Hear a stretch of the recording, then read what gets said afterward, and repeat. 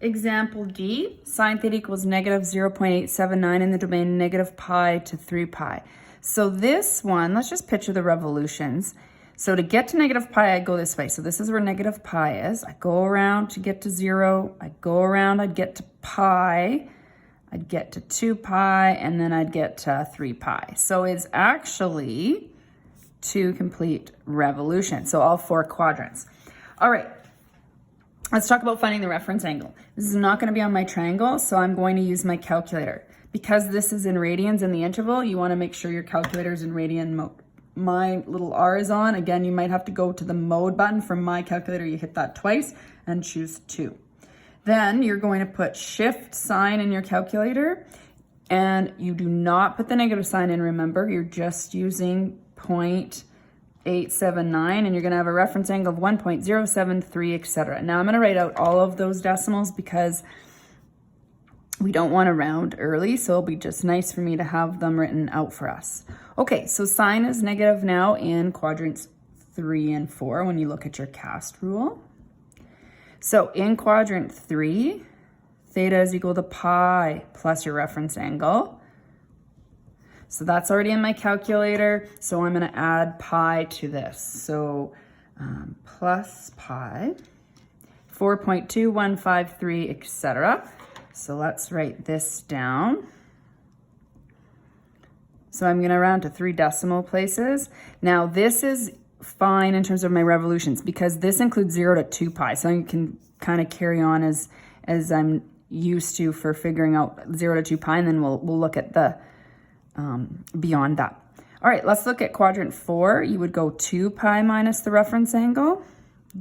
So you put all of that in your calculator. Again, you're going to want to not round off early, so you're going to type all that in your calculator, and when you do that, you're going to get 5.209.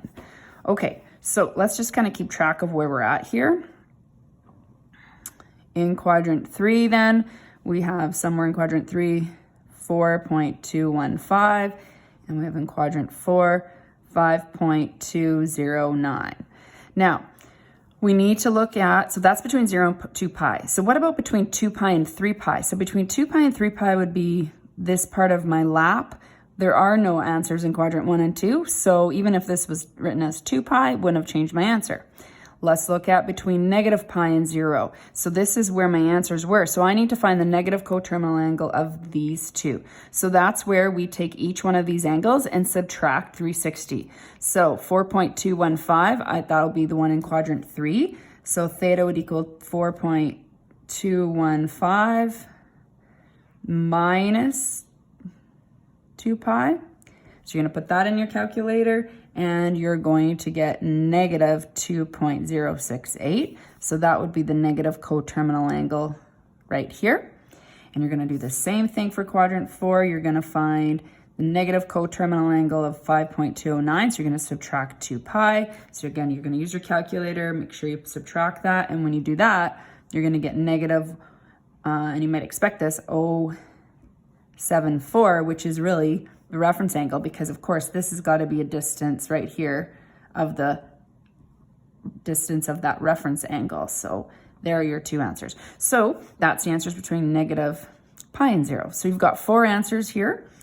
So theta is equal to, if I was to list them in order, I'm going to list my negative ones first. I'm going to go smallest to largest here and clearly state an answer. What's really important is that you have theta equals and all the answers are very clear. Oops, I didn't realize, there you go, couldn't see the very last one there. So your very last answer, and if you need to look at that diagram there again, there you have it.